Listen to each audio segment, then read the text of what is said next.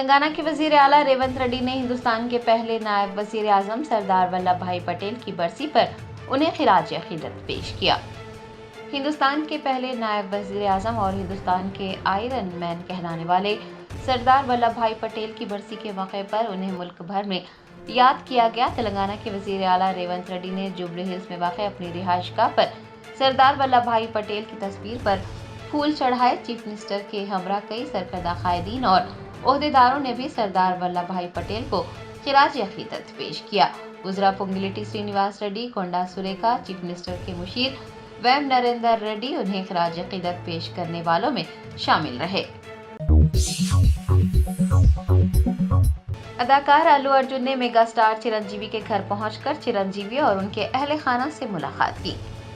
अल्लू अर्जुन की गिरफ्तारी और फिर रिहाई की खबर मुल्क भर के फिल्मी और सियासी हलकों में बहस का मौजू बनी हुई है। याद रहे कि हैदराबाद के आरटीसी चौराहे पर संध्या थिएटर में पुष्पा 2 के प्रीमियर के दौरान भगदड़ मचने से एक खातून मद्दा हलाक हो गई थी। उसका बेटा जख्मी हो गया था, जो फिलहाल अस्पताल में जेर इलाज है। इसी वाक़े के सिलसिले में पुलिस ने अल्लू अर्जुन को गिरफ्तार किया था, लेकिन हाई कोर्ट ने उन्हें जमानत दे दी। अल्लू अर्जुन ने जेल से रिहा होने के बाद इतवार को अपने अपराधी खानदान के हमरा मेगा स्टार चिरंजीवी के घर जाकर चिरंजीवी और उनके अहले खाना से मुलाकात की। आपको याद दिला दें कि जिस वक्त अल्लू अर्जुन को गिरफ्तार करके जेल में रखा गया था, उस वक्त मेगा स्टार चिरंजीवी और उनकी अहलिया ने अल्लू अर्जुन के घर जाकर अपराधी खानदान का हौसला बढ़ाया था। अल्लू अर्जुन ने मेगा स्टार चिरंजीवी और उनके अपराधी खानदान का शुक्रिया अदा किया है। चिरंजीवी के घर पहुंचने वाले अल्लू अर्जुन की वीडियोस और तस्वीर सोशल मीडिया पर गर्दिश कर रही हैं।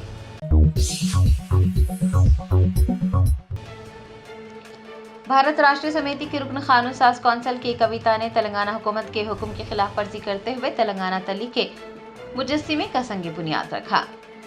जराये ने बताया कि कविता ने इतवार 15 दिसंबर को जगतियाल जिले में भारत राष्ट्र समिति के विजन के तेलंगाना तली के मुजस्सिमे का संग बुनियाद रखा। पार्टी के जरिए नस्ब किया जाने वाला तेलंगाना तली का मुजस्सिमा 22 फीट लंबा होगा। आपको याद दिला दें कि रियासती चीफ सेक्रेटरी ने मुतनबा किया है कि जो कोई भी तेलंगाना तली की छवि को मस्क करने की कोशिश करेगा, अवामी या निजी मुकामात पर या फिर सोशल मीडिया पर उनके खिलाफ कोई मनफी या तौहीन आमेज तबसरा करेगा, उसके खिलाफ सख्त कार्रवाई की जाएगी। मुजस्सिमे के लिए संग बुनियाद रखने के बाद की कविता ने हुकूमत पर इल्जाम आयद करते हुए कहा कि रियासती हुकूमत तेलंगाना तली का कोई एहतराम नहीं करती। रेवंत रेड्डी की क़यादत वाली कांग्रेस हुकूमत का तेलंगाना तली को एजाज़ देने का कोई इरादा नहीं है। उन्होंने कहा कि तेलंगाना के हर गाँव में तेलंगाना तली तहरीक के क़याम के लिए भारत राष्ट्र समिति पुरअज़्म है। कविता ने यह भी वाज़ेह किया है कि कोई भी मुकदमा या फिर गैजेट नोटिफिकेशन पार्टी को रोक नहीं पाएगा। कांग्रेस ప్రభుత్వం రేవంత్ రెడ్డి గారు మరి ఉద్యమంలో ఉన్నటువంటి ఇంకొక విగ్రహాన్ని మేము సెక్రటరీలో పెట్టినాం, అదే మీ తెలంగాణ తల్లి అని చెప్తా ఉన్నారు. కానీ తెలంగాణ ఉన్నటువంటి మేమందరం ఉద్యమ కాలంలో పెట్టుకున్నటువంటి మా తల్లినే ప్రతిష్ఠించుకుంటామని ఇవాళ ఇక్కడ జగిత్యాలలో భూమి పూజ చేసుకోవడం జరుగుతూ ఉంది. మీరు గెజెట్ ఇచ్చినా భయపడేది లేదు. ఖచ్చితంగా తెలంగాణ ఉద్యమ కాలంలో మా అందరికి ధైర్యాన్ని నింపి మా అందరికి స్ఫూర్తినిచ్చినటువంటి ఆ తెలంగాణ తల్లినే ఉద్యమ తల్లినే నిలుపుకుంటాం. ఆ ఉద్యమ తల్లి చేతిలోని బతుకమ్మను సగర్వంగా విశ్వమంతా కూడా వ్యాపించేలాగా ప్రయత్నం చేస్తాం. జీవోలతోని భయపెట్టలేరు, కేసులతోని భయపెట్టలేరు. తెలంగాణ అస్తిత్వం మీద మీరు చేస్తున్నటువంటి దాడిని గ్రామ గ్రామాన ఎండగడతాం. ఖచ్చితంగా తెలంగాణ ఉద్యమ తల్లి రూపాన్ని ఇక్కడ జగిత్యాలలో పెద్ద ఎత్తున నిలుపుకుంటామని తెలియజేస్తా ఉన్నాం. జై తెలంగాణ, జై తెలంగాణ,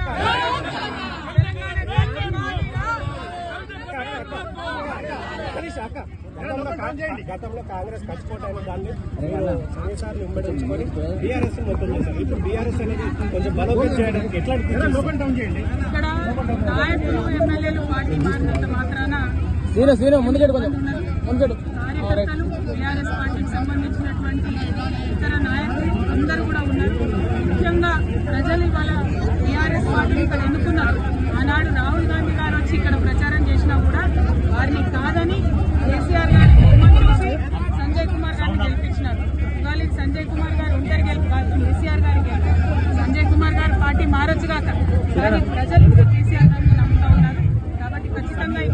టీఆర్ఎస్ పార్టీని ఇంతకు ముందు కన్నా ఇంకా పటిష్టం చేస్తాం.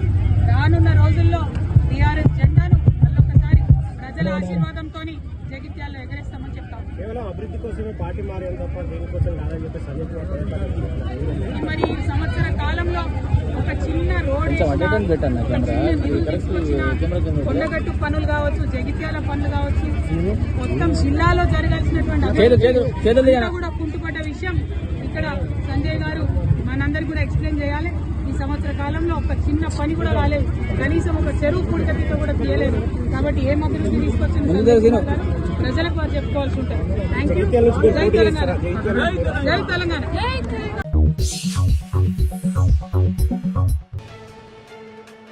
मुनुगुडु के कांग्रेस रुकने असेंबली कोमटी रेड्डी राजगोपाल रेड्डी ने 6 नई आरटीसी बसों को हरी झंडी दिखाने के बाद कहा कि आरटीसी खिदमात को मजीद बेहतर बनाया जाएगा।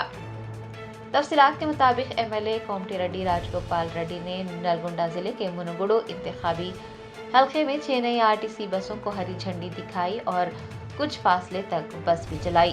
इस मौके पर खिताब करते हुए उन्होंने कहा कि हल्के में बरसों से ट्रांसपोर्ट की सहूलत न होने की वजह से आवाम को शदीद मुश्किलात का सामना था।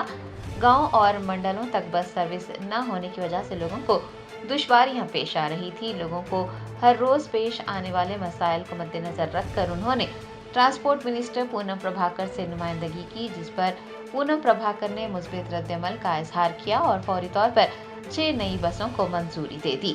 हल्के की आवाम की जानिब से मिनिस्टर पूनम प्रभाकर और एमएलए कोमटी रेड्डी वेंकट रेड्डी का शुक्रिया अदा किया है। एमएलए ने कहा है कि आरटीसी बस खिदमात को मजीद बेहतर बनाने के लिए इक़दाम किए जाएंगे। उन्होंने बताया कि गांव में नई बस खिदमात शुरू की गई है, जिससे मुसाफिरों को आसानी होगी। उन्होंने हुकूमत की जानिब से ख़वातीन के लिए शुरू की गई मुफ्त बस में सफ़र की सहूलत से भी इस्तेफ़ादा हासिल करने की ख्वाहिश की है और आरटीसी बसों की हिफाजत पर भी जोर दिया है।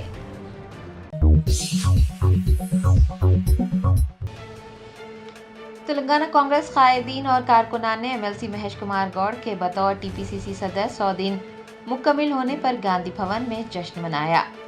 एमएलसी महेश कुमार गौड़ ने तेलंगाना कांग्रेस के सदर की हैसियत से 100 दिन मुकम्मिल कर लिए हैं। इतवार को कांग्रेस के कायदीन और उनके हामियों ने गांधी भवन में आतिशबाजी की और एक दूसरे में मिठाइयां भी तकसीम की।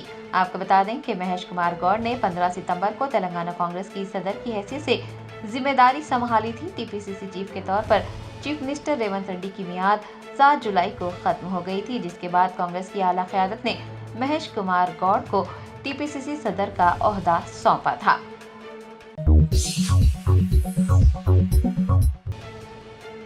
मेंबर व मेहराब फाउंडेशन इंडिया के ज़ेर एहतमाम एक जलसे-आम का कामयाब इनेकाद अमल में आया। 1,500 ख़वातीन ने इजलास में शिरकत की। मौलाना गयास अहमद रुशादी सदर मेंबर व मेहराब फाउंडेशन की ज़ेर निगरानी और सरपरस्त मेंबर व मेहराब फाउंडेशन शाह जमालुर रहमान मफ्ताही की ज़ेर सरपरस्ती rose garden Sadia function hall में एक फ़िक्र अंगेज़ इजलास आम का इनेकाद अमल में आया, जिसमें 1,500 ख़वातीन ने शिरकत की। बेदीनी का शिकार मुल्क के मुसलमानों को और मसाजिद से दूर नुक्कड़ों और चौराहे पर बैठे तबके को दीन के करीब लाने, उन्हें गाजी और नमाजी बनाने, ख़वातीन को दीनी तालीम से आरास्ता करने के मकसद से इजलास मुनक़िद हुआ। मौलाना गयास अहमद रुशादी ने मीडिया से बात करते हुए मेंबर व मेहराब फाउंडेशन की जानिब से की जा रही कोशिशों पर रोशनी डाली। उन्होंने बताया कि 6.5 साल पहले दर्स कुरान का सिलसिला शुरू हुआ था और आज 2,381 दर्स मुकम्मिल हो गए हैं। दूसरे दौर का भी आगाज हुआ है। उन्होंने उम्मत मुस्लिमा को दीनदार बनने और दूसरों को भी दीनदार बनाने का पैगाम दिया है। अस्सलामु अलैकुम वरहमतुल्लाहि वबरकातुहू। मैं हूँ गयास अहमद रशादी, सदर सफ़ा बैतुल माल इंडिया, मेंबर मेहराब फाउंडेशन का सदर हूँ। आज जो प्रोग्राम आप देख रहे हैं इसमें अल्हम्दुलिल्लाह 1,500 ख़वातीन हैं और मर्द अहबाब का भी मजमा है। इसका मकसद यही है कि तकरीबन 6.5 साल से दर्स कुरान का ये अजीम सिलसिला अल्हम्दुलिल्लाह शुरू हुआ था और 2,381 दर्स आज मुकम्मल हुए और दूसरे दौर का भी अल्हम्दुलिल्लाह दर्स कुरान का आगाज़ हुआ और आज इंशाअल्लाह दर्स हदीस का भी आज शाम से आगाज़ हो जाएगा। मकसद यही है आज के इस इजलास का कि इस वक्त में हमारा मुल्क के मुसलमान जो बेदीनी का शिकार है उनको दीन से करीब किया जाए और जो बेदीन अफराद हैं उनको दीन से की तरफ करीब लाने के लिए मराकिज़ रिज़वान कायम हैं। हिंदुस्तान भर में ये कोशिशें जारी हैं और अब तक 300 मराकिज़ रिज़वान कायम हैं और हज़ारों ख़वातीन उसमें दीनी तालीम हासिल कर रही हैं। और स्कूली तलबा में बेस्ट कैरेक्टर प्रोग्राम चल रहे हैं। 200 स्कूलों में यहाँ अल्हम्दुलिल्लाह हमारे मुरब्बी अहबाब काम कर रहे हैं। और जो नुक्कड़ों चौराहों चौरास्तों पर जो तबका बैठा हुआ है, मसाजिद से बिल्कुल दूर, मिंबर व मेहराब से बिल्कुल दूर, ऐसे अफराद को दीन से करीब करने और मस्जिद में नमाजी बनाने के लिए हमारी एक टीम हिंदुस्तान भर में काम कर रही है। यही इसी फिक्र को लेकर के लोग दीन से जुड़ जाएं। आज का अल्हम्दुलिल्लाह ये प्रोग्राम कामयाब रहा और मैं खुश हूँ कि अल्हम्दुलिल्लाह हिंदुस्तान भर से नुमाइंदगी के तौर पर यहाँ महाराष्ट्र, यूपी, मध्य प्रदेश, आसाम और कर्नाटक, महाराष्ट्र, तेलंगाना, आंध्रा से जो अफराद आए और तमिलनाडु वगैरह से मैं उनका मशकूर। उसकी वजह यह है कि अल्लाह ताला की जो नियामत है, जो अल्लाह ताला ने मुझे अता फरमाई, कुरान मजीद से रिश्ता, सारे रिश्तों से बढ़कर अल्लाह की किताब से हमारा रिश्ता। और जब ये तकमील हुई तो मेरी ज़िंदगी की बहुत बड़ी आरज़ू मुकम्मल हुई है। और जो मोहब्बतें लोगों ने दी हैं, उस मोहब्बत के पीछे उनके जज्बात, उनकी मोहब्बत, उनकी अक़ीदत है और उसने मेरे अंदर एक इमोशनल चीज़ पैदा की। समझता हूँ कि 8 या 9% लोग ऐसे होंगे मुसलमान जो कुरान में तो समझते हैं। 90% से ज़्यादा तबका कुरान में से दूर है। जब हम इतनी बड़ी तादाद में इस मुल्क में हैं और कुरान में से दूर हैं, तो फिर तो जाहिर बात है कि हम कामयाबी हासिल नहीं कर सकते। हमारी कामयाबी कुरान मजीद की तफसीर को समझने और अमल करने और कुरान के पैगाम को लोगों तक आम करने में है। और हदीस शरीफ से जुड़ने से है। जब हम अल्लाह और अल्लाह की किताब और नबी की हदीस से जुड़ जाएंगे तो कामयाबी हमारे कदम चुमेगी। तरह से यही पैगाम है कि इस वक्त में हर फर्द को चाहिए कि खुद दीनदार बने और लोगों को भी दीनदार बनाए। दीन से जुड़ना और लोगों को दीन से जोड़ना इस वक्त का हमारे मुल्क का सबसे बड़ा तकाज़ा है।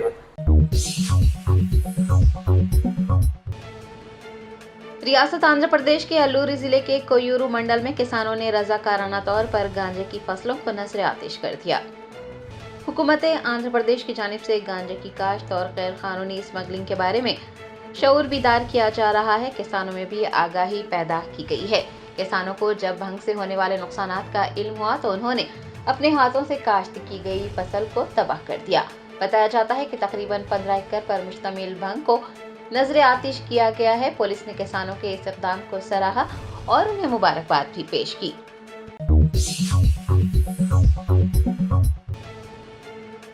कांग्रेस के रुकने पार्लियामेंट दीपेंद्र सिंह हुड्डा को टीवी से पाक हिंदुस्तान के हदफ के फरोग के लिए मुनक़िद किए गए क्रिकेट मैच में बेहतरीन गेंदबाज के एजाज से नवाजा गया। मेजर ध्यानचंद नेशनल स्टेडियम में इतवार को राज्यसभा चेयरमैन 11 का मुकाबला लोकसभा स्पीकर 11 से हुआ, जिसमें अरकान पार्लियामेंट के दरमियान दोस्ताना क्रिकेट मैच खेला गया। लोकसभा स्पीकर 11 ने अरकान पार्लियामेंट के दोस्ताना क्रिकेट मैच में राज्यसभा चेयरमैन 11 को 73 रनों से हरा दिया। कांग्रेस के रुकने पार्लियामेंट दीपेंद्र सिंह हुड्डा को मैच का बेहतरीन गेंदबाज, जबकि बीजेपी के रुकने पार्लियामेंट निशिकांत दुबे को बेहतरीन फील्डर का अवार्ड दिया गया। पार्लियामेंट के दोनों ऐवानों के सियासी कायदीन साल 2025 तक टीवी से पाक हिंदुस्तान के हदफ को फरोग देने के लिए क्रिकेट मैदान में इकट्ठा हुए थे।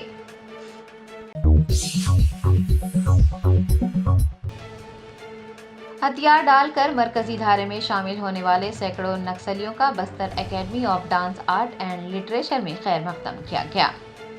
छत्तीसगढ़ और बाएं बाजू की इंतहा पसंदी से मुतासिरा रियासतों के सैकड़ों नक्सलियों ने हथियार तर्क कर दिए हैं और वो मरकजी धारे में शामिल हो गए हैं। उन अफराद का Bastar academy of dance art and literature में खैर मकदम किया गया। बताया जाता है कि उनमें से कई को छत्तीसगढ़ पुलिस में भी शामिल किया गया है। वज़ीर दाखिला अमित शाह के आज शाम बस्तर ओलंपिक्स की इफ्तिताही तकरीब में शिरकत करने और हथियार डालने वाले नक्सलियों से मुलाकात करने की तवक्को है।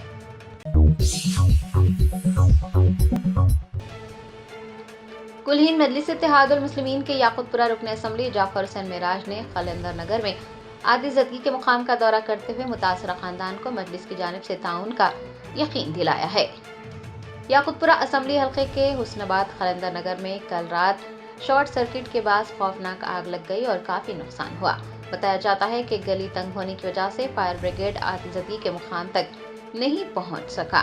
कुल हिंद मजलिस इत्तेहादुल मुस्लिमीन के याकुतपुरा रुकन असम्बली जाफर हुसैन मेराज ने आतिशज़दगी के इस वाक़े का इल्म होने पर उस मुकाम का मुआयना किया, मुतासरा खानदान से मुलाकात भी की और उन्हें कुल-हिंद मजलिस इत्तेहादुल मुस्लिमीन की जानिब से घर की मरम्मत के काम में ताउन का यकीन भी दिलाया। एमएलए ने कहा कि सरकारी मुआवजे की वसूली के लिए वहां का तफसीली मुआयना किया जाएगा। इस मुश्किल वक्त में मजलिस मुतासरा खानदान के साथ खड़ी है।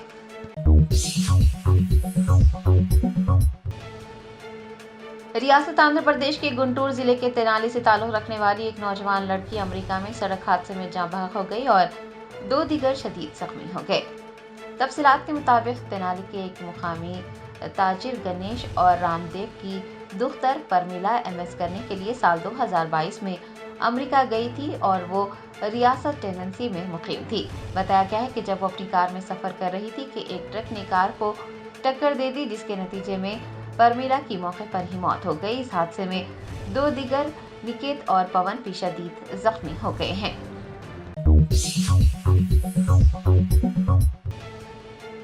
हैदराबाद के पुराने शहर में मेट्रो रेल मंसूबे के लिए उसूल अराजी के कामों को तेज कर दिया गया है। सराय ने बताया कि पुराने शहर में तकरीबन 7.5 किलोमीटर तवील MGBS चंद्रानगुट्टा रूट पर शनाख्तशुदा 1100 मुतासरा जायदादों के हुसूल का काम तेज रफ्तारी से आगे बढ़ रहा है। HAML के MD NVS रेड्डी ने इंकशाफ किया है कि हुसूल अराजी कानून के तहत 900 जायदादों के लिए दरख्वास्तें पहले ही जिला कलेक्टर को पेश की जा चुकी हैं। कलेक्टर ने मरहलावार 800 जायदादों के लिए नोटिफिकेशन जारी किया है। कलेक्टर ने नोटिफाइड जायदादों में से तकरीबन कई जायदादों के लिए एलामिया भी जारी करने का काम मुकम्मल कर लिया है। NVS रेड्डी ने बताया कि 200 मुतासरा जायदादों के मुआवजे के लिए इस माह के आखिर तक तमाम इक़दाम मुकम्मल कर लिए जाएंगे। उसके बाद फौरी तौर पर मुआवजा भी अदा किया जाएगा। इंहिदाम का काम भी शुरू हो जाएगा। उन्होंने वाज़ेह किया है कि इस इक़दाम से पुराने शहर में मेट्रो रेल रूट की तामीर हमवार होगी। उन्होंने कहा है कि मुतासरा जायदादों के मालिकान के साथ बैक वक्त बातचीत की जा रही है। NVS रेड्डी ने वाज़ेह किया है कि सड़कों की तोसी और मेट्रो की तामीर के दौरान तमाम मजहबी और तारीखी ढांचों को तहफ़्फ़ुज़ फराहम किया जा रहा है। वाज़ेह रहे कि HAMRL के MD NVS रेड्डी और हैदराबाद कलेक्टर अनुदीप त्रिवेदी मुश्तरका तौर पर हुसूल अराजी के अमल का जायजा ले रहे हैं और चीफ मिनिस्टर रेवंत रेड्डी को पेशरफ्त के बारे में आगाह भी किया जा रहा है।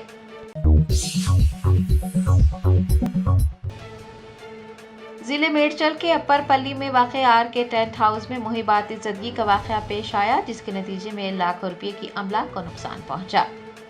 तफसीलात के मुताबिक मेडचल जिले के शामीरपेट मंडल के अपर पल्ली गांव में वाक़े आर के टेंट हाउस में शॉर्ट सर्किट की वजह से आग लग गई। इत्तला मिलने पर आतिशफरो अमले ने मौके पर पहुंचकर आग बुझाने के इक़दाम किए। बताया जाता है कि आग बहुत ज़्यादा फैल गई थी। अमले को आग बुझाने में दुश्वारियों का सामना करना पड़ा। सख्त जद्दोजहद के बाद वो आग बुझाने में कामयाब रहे। एक अंदाजे के मुताबिक आतिशज़दी के इस वाक़े में 10 से 15 लाख रुपये का नुकसान हुआ है।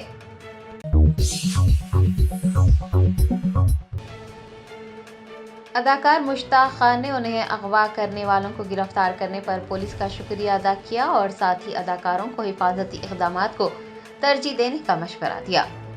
वेलकम और स्त्री 2 जैसी फिल्मों में अपने किरदारों के लिए मशहूर तजुर्बेकार अदाकार मुश्ताक खान हाल ही में मीरठ में एक तकरीब में शिरकत के मौके पर अगवा कर लिए गए थे। पुलिस के मुताबिक अदाकार बिजनौर में एक दिन तक यरगमाल बने रहने के बाद वहां से फरार होने में कामयाब हो गए। बाहिफाजत वापसी पर मुश्ताक खान ने बिजनौर पुलिस का शुक्रिया अदा किया, जिन्होंने इस मामले में मुलविस 5 अगवाकारों को गिरफ्तार करने में तेजी से कार्रवाई की है। मुश्ताक खान ने एक वीडियो पैगाम में न सिर्फ पुलिस का शुक्रिया अदा किया बल्कि मुंबई फिल्म इंडस्ट्री के साथ ही अदाकारों को कीमती मशवरे भी दिए और उन पर जोर दिया कि वो तकरीबात के वक्त और सफ़र के दौरान हिफाजती इक़दामात को तरजीह दें। उन्होंने मोहतात रहने की अहमियत पर भी जोर दिया है। हाय फ्रेंड्स, नमस्कार। आप सभी मुझे जानते हैं, फिल्मों में देखा होगा, मुश्ताक खान बॉलीवुड एक्टर मैं हूँ। आज मैं यहाँ बिजनौर में सर्विलेंस ऑफिस में बैठा हुआ हूँ और इसलिए बैठा हुआ हूँ कि एक मेरा बहुत बड़ा जो केस था, जो मेरे साथ एक बहुत बड़ा हादसा हुआ था, जो आप सब जानते हैं, पूरी यूट्यूब में आप देख सकते हैं और पेपर्स में और हर तरह के से देख सकते हैं। आप मुझे देख रहे होंगे, सुन रहे होंगे कि किस तरह से मेरे से हादसा हुआ।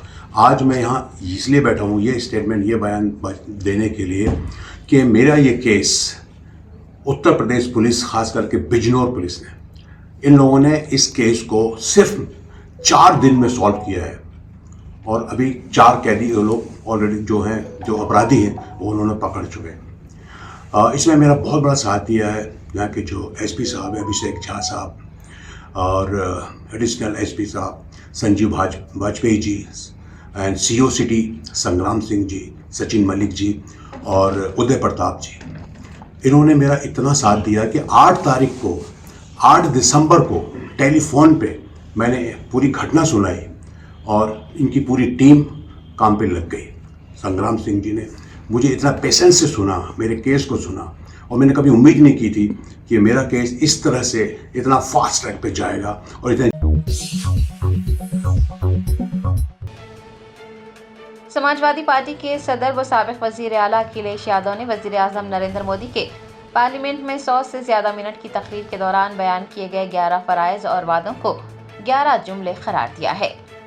अखिलेश यादव ने पार्लियामेंट के बाहर मीडिया के नुमाइंदों से बात करते हुए कहा कि वजीर आजम की तकरीर बहुत लंबी थी, हमें 11 जुमले सुनने को मिले। 15 लाख रुपये किसानों की आमदनी को दुगना करना, 1 करोड़ नौकरियां फराहम करना और महंगाई को कम करना जैसी तमाम बातें एक जुमला है। उत्तर प्रदेश के साबिक चीफ मिनिस्टर ने कहा कि खानदानी सियासत की बात करने वाली बीजेपी भी जुमला बन रही है, क्योंकि पार्टी खानदानी सियासत से बिल्कुल अलग नहीं है।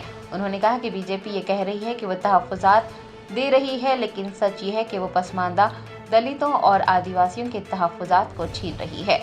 हम फिलहाल जात पात की मरदमशुमारी को लेकर जद्दोजहद कर रहे हैं।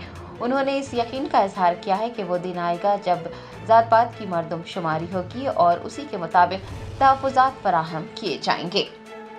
क्या प्रतिक्रिया, कितना नंबर देंगे आज आप? देखिए, बहुत लंबा भाषण था। क्या करें बताइए ना। और आपसे बेहतर कौन जानता होगा जुमले से किसको जाना जाता था। आज हम लोगों को 11 जुमलों का संकल्प सुनने को मिला। 15 लाख जुमला था, किसान की आय दोगुनी होगी वो जुमला था, 1 करोड़ नौकरी मिलेगी वो जुमला था, अग्निवीर जैसी नौकरी एक बड़ा जुमला है, जीएसटी जुमला निकला, महंगाई कम होगी जुमला निकला। उत्तर प्रदेश में अगर याद होगा आपको कि जानवरों से सड़कें खाली हो जाएंगी, जानवर सड़कों पे नहीं दिखेंगे, वो भी जुमला निकला। जो परिवारवाद की बात कर रहे हैं उनका दल में भरा पड़ा है, वो भी जुमला निकला। और फिर जो ये कह रहे हैं आरक्षण दे रहे हैं, सच्चाई तो ये है कि आदिवासी, पिछड़े, दलित, उनका आरक्षण छिना है। और जाति जनगणना को लेकर के कोई छोटा मोटा संघर्ष नहीं, लगातार इसको लेकर के हम लोग आगे बढ़ रहे हैं। और वो दिन आएगा जब ये जाति जनगणना भी होगी और आबादी के हिसाब से लोगों को हक और सम्मान भी मिलेगा। Thank you. अभी 3 जुमले बचे। तेलंगाना के डिप्टी चीफ मिनिस्टर भट्टी विक्रमार्का ने कहा कि पिछली बीआरएस हुकूमत के जरिए लिए गए कर्जों की अदायगी के लिए अब तक बैंकों को 66,722 करोड़ रुपए अदा किए गए हैं। डिप्टी चीफ मिनिस्टर भट्टी विक्रमार्का ने तेलंगाना कांग्रेस हुकूमत के खिलाफ झूठा प्रोपेगेंडा करने के लिए बीआरएस और उसके रहनुमाओं को तनकीद का निशाना बनाया और इल्जाम आयद किया कि बीआरएस कायदीन तेलंगाना की आवाम को रियासत के माशी मसाइल पर गुमराह कर रहे हैं। डिप्टी चीफ मिनिस्टर का इल्जाम है कि केसीआर के दौरे हुकूमत में रियासत को मखरूज कर दिया गया था, रियासत की मैशियत खस्ता हाली का शिकार थी। भट्टी विक्रमार्का ने इल्जाम लगाया कि बीआरएस हुकूमत के दौरान तेलंगाना की अवाम पर 7,11,911 करोड़ रुपए का कर्ज छोड़ दिया गया था। उन्होंने चैलेंज किया है कि बीआरएस कायदीन बीआरएस दौरे हुकूमत के दौरान लिए गए कर्जों पर तबादला ख्याल करें। भट्टी विक्रमार्का ने कहा कि पिछली हुकूमत के जरिए लिए गए कर्जों की अदायगी के लिए अब तक बैंकों को 66,722 करोड़ रुपए की अदायगी की गई है। ఉదాహరణకి మేము ఇప్పటికల్లా 54,118 కోట్లు అప్పు చేశాం ఎఫ్ఆర్బిఎం లిమిట్ ప్రకారం.